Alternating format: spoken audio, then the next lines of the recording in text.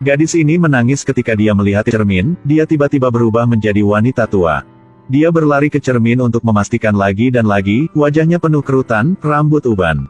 Waduh, aku menjadi orang tua hanya dalam satu malam. Sulit bagi Hyeja untuk menerima kenyataan ini. Hanya karena sebuah jam, dia kehilangan seluruh hidupnya. Jam tangan ini diambil di tepi pantai bertahun-tahun yang lalu oleh Hyeja. Dia menemukan bahwa hanya memutar tombol penyesuaian waktu akan berputar kembali. Jika dia terlambat ke sekolah, putar kembali waktu dan dia tidak perlu khawatir terlambat. Jika memiliki skor tes yang buruk, dapat memutar waktu dan mendapatkan skor tinggi segera. Tetapi memutar kembali waktu juga memiliki efek samping. Ini usianya yang tidak bisa kembali. Jadi, bahkan teman sekelas yang satu kelas lebih tua darinya, di matanya hanyalah adik laki-laki. Orang tuan Hyeja sangat khawatir tentang masa dewasa awalnya. Terkadang saat naik bus, penjual tiket juga tidak percaya bahwa dia adalah seorang siswa. Agar aku tidak bertindak sembarangan, Hyeja menyembunyikan jam tangannya tak menggunakan lagi. Sampai suatu hari di usia 25, dia tidak bisa memutar waktu. Dan kali ini dia akan membayar harga yang mahal. Pagi itu ayah Hyeja pergi bekerja seperti biasa. Tapi sebuah truk menabrak lurus ke depan dan menabraknya dan membuatnya terbang beberapa meter jauhnya. Berita buruk ini seperti kilat di langit yang cerah. Ibu Hyeja mengalami gangguan mental. Karena aku ingin ayahku hidup kembali, Hyeja tanpa ragu mengambil jam kembali ke masanya. Dia dengan panik memutar jam. Dia ingin kembali ke waktu pagi ini. Tolong menjadi kenyataan. Hyeja telah sukses. Dia bergegas keluar dari kamar untuk memperingatkan ayahnya. Tetapi ayah di dalam mobil tidak mendengar. Hyeja tidak bisa mengikutinya. Dan yang menantinya masih adalah berita kematian ayahnya. Hyeja tidak menyerah. Ketiga kalinya dia mengeluarkan jam. Kembali ke masa lalu pasti akan menyelamatkan ayahnya. Kali ini dia berlari dengan kecepatan penuh tapi tetap tidak bisa mengejar. Ketiga kalinya karena dia berlari terlalu cepat, dia jatuh. Keempat kalinya dia jatuh lagi. Pada saat kelima dia menemukan ada sepeda di pinggir jalan. Meskipun tidak tahu cara mengendarai sepeda, dia masih harus mencoba. Sekali dia jatuh, lalu dia bangkit. Dia jatuh dua kali, dia melakukannya lagi. Jika gagal lagi, coba lagi. Tidak peduli berapa kali, Hyeja akhirnya tahu cara naik sepeda. Dia percaya bahwa kali ini dia pasti akan menyelamatkan ayahnya. Tapi dia tidak percaya bahwa meskipun dia tidak jatuh, ada mobil yang datang dari sudut jalan. Dia hanya menatap kosong pada ayahnya yang ditabrak truk lagi. Meski terluka parah, Hyeja memutar waktu sekali lagi. Meskipun dia bisa kembali ke masa lalu, rasa sakit di tubuhnya masih belum hilang.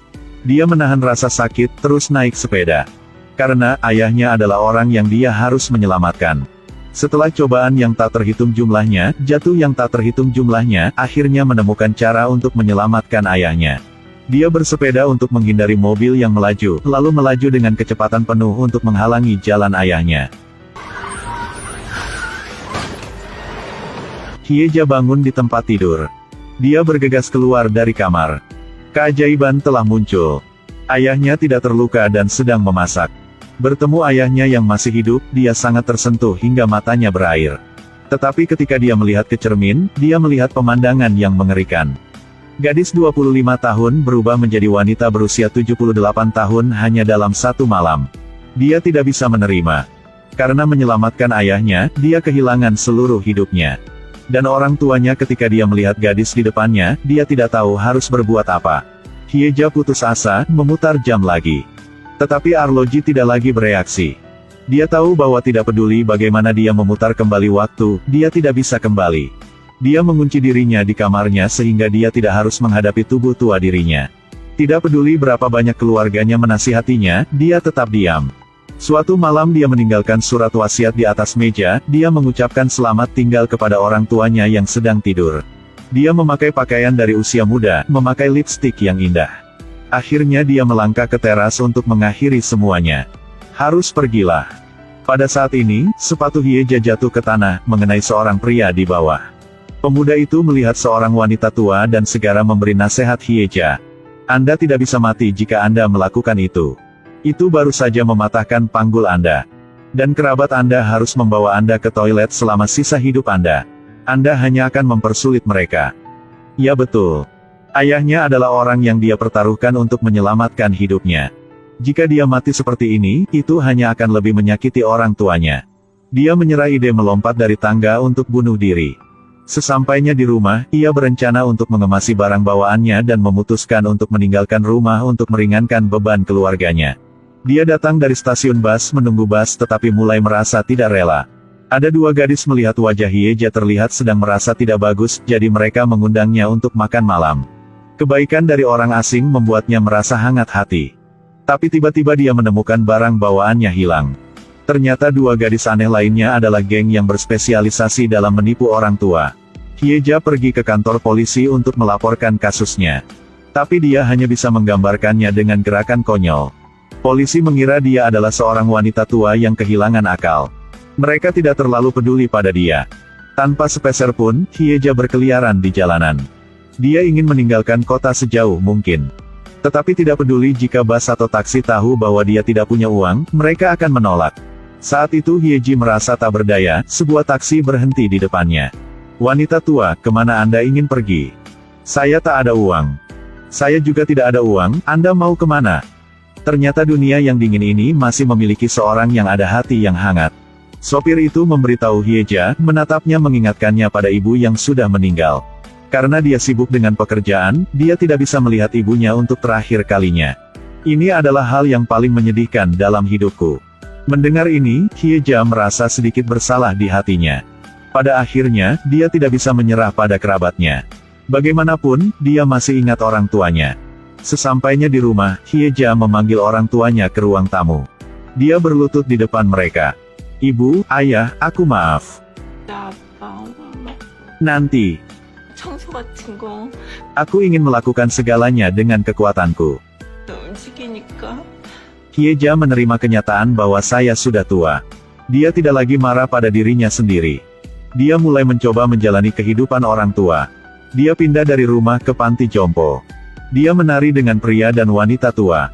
Melihat putrinya mulai menghadapi kehidupan lagi, ibunya juga senang. Hanya ayahnya yang selalu menatap putrinya dengan mata tak berdaya. Hyeja pikir ayahnya merasa bersalah karena putrinya semakin tua. Jadi dia pergi untuk menghibur ayahnya. Ayah menganggapmu sangat aneh, bukan? Aku juga menemukan diri aku sangat aneh.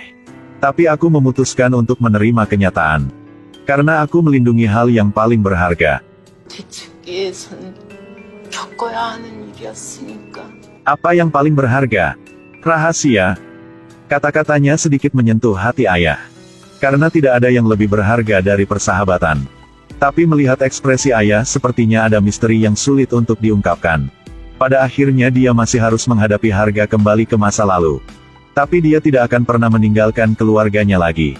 Telah memutuskan untuk tinggal bersama orang tua mereka untuk menikmati hari tua. Tapi dia tidak tahu bahwa apa yang telah diberikan kepada dia adalah kebenaran yang sulit untuk diterima. Keesokan harinya ketika dia bangun, dia menemukan apa yang ada di depan matanya sangat tidak biasa. Dia sekarang berbaring di ranjang rumah sakit. Ayah yang berdiri di depannya tidak memanggilnya dengan nama panggilannya. Ibu. Ternyata tidak ada yang namanya jam tangan ajaib. Semua pembalikan waktu sebelumnya hanyalah mimpi Hyeja dengan Alzheimer. Anak laki-laki jatuh di jalan. Seorang gadis hendak membantu anak laki-laki itu berdiri lagi tetapi ibunya segera menghentikannya. Jangan peduli dia, biarkan dia berdiri sendiri. Daesang mencoba yang terbaik tetapi masih tidak bisa berdiri. Hyeja menatap bayi itu dengan dingin. Dia pergi tanpa melihat ke belakang. Ibu. Ayah Daesang meninggal ketika dia masih muda. Hyeja membesarkan anaknya sendirian. Tapi suatu kali kecelakaan terjadi. Daesang mengalami kecelakaan mobil saat sedang bermain. Sejak saat itu, bocah itu hanya bisa berjalan dengan kaki palsu. Anak laki-laki bukan saja dia diganggu oleh teman-temannya, tetapi bahkan ibunya pun bersikap dingin padanya. Akhirnya, suatu hari dia tidak tahan lagi dengan kehidupan ini. Jadi dia bertanya pada ibunya, "Apakah kamu membenciku? Apakah kamu ingin aku mati? Apakah kamu tidak merasa kasihan padaku? Bisakah kasihan diubah menjadi makanan? Bisakah memberiku uang? Jika bisa, aku akan merasa kasihan padamu." Setelah makan, ingat untuk mencuci piring. Bertahun-tahun berlalu, Daesang telah menjadi dewasa. Dia menjadi mandiri dan kuat. Meskipun kakinya tidak cepat, dia berhasil menemukan pekerjaan yang sangat bagus. Tapi sayangnya ibunya menderita penyakit Alzheimer. Terkadang dia akan menjadi paranoid bahwa dia memiliki jam ajaib yang dapat membalikkan waktu. Dia menganggap putranya sebagai seorang ayahnya. Menerima menantu sebagai ibu. Dia pikir dia adalah putri dari keluarga ini. Dia memasak untuk seluruh keluarga. Dia juga menghibur dirinya sendiri saat dia sedih. Angnya lebih beruntung. Ibu yang dingin dalam ingatan tidak ada lagi. Tapi setelah sakit, perilaku ibunya menjadi semakin tidak normal. Suatu hari dia agitasi dan badai keluar kamar. Mengatakan bahwa dia menggunakan arloji untuk menyelamatkannya dari kecelakaan mobil. Dia akhirnya meninggalkan rumah dan pergi. Ketika dia kembali, dia berlutut di depan seluruh keluarga. Meskipun dia tidak berperasaan, dia akhirnya harus menempatkannya di panti jompo. Ingatannya cepat memudar. Dia pikir menantu perempuan dia adalah pengasuh dia. Karena ingin melatih ingatan ibunya, Daesang mengajarinya bermain tangram. Tapi segitiga sederhana adalah masalah besar baginya. Di mana ini harus ditempatkan? Kamu tempatkan itu di sini. Merawat ibunya ada penyakit Alzheimer, membuat Daesang semakin tidak sabar. Marah dia meninggalkan panti jompo. Meninggalkan ibu membeku di tempat. Keesokan harinya panti jompo mengumumkan kabar buruk lagi, Hyeja telah hilang. Dia tidak dapat menemukannya dimanapun. Daesang dengan cemas berlari ke panti jompo, akhirnya menemukan ibunya sedang menyapu halaman di halaman belakang. Kamu melakukan apa di sini? Saya menyapu salju. Kaki anak saya tidak nyaman untuk berjalan. Anak saya harus pergi ke sekolah. Tanah ini terlalu licin. Daesang baru ingat. Di musim dingin ketika dia masih muda, salju dalam perjalanan ke sekolah terlalu dibersihkan. Saat itu, dia melihat sapu di rumah tetangga, dan mengira itu dilakukan oleh paman yang baik hati. Sekarang tampaknya yang menyapu salju adalah ibunya. Ibu selalu menyembunyikan cintanya di dalam hatinya. Dia terlihat dingin tetapi dia hanya ingin putranya pergi ke sekolah dengan ketekunan. Anak saya tidak tahu hal-hal ini. Kalau tidak tahu, tak apa-apa. Hanya tidak licin sudah baik. Daesang melepas bajunya dan mengenakannya pada ibunya. Setelah bertahun-tahun, akhirnya dia telah mengerti cinta seorang ibu. Ini adalah film Korea yang telah menyentuh puluhan ribu penonton. Mata bersinar. Waktu akan merenggut banyak hal. Kecantikan, kesehatan, bahkan memori. Tapi hanya ada satu hal yang tidak bisa dihancurkan, yaitu tanda cinta. Banyak orang yang menghela nafas. Pohon itu telah sunyi tetapi angin tidak berhenti. Aku ingin menjagamu, tapi kamu tidak ada lagi. Lebih baik mulai sekarang, jangan pernah acuh pada orang yang paling kamu cintai.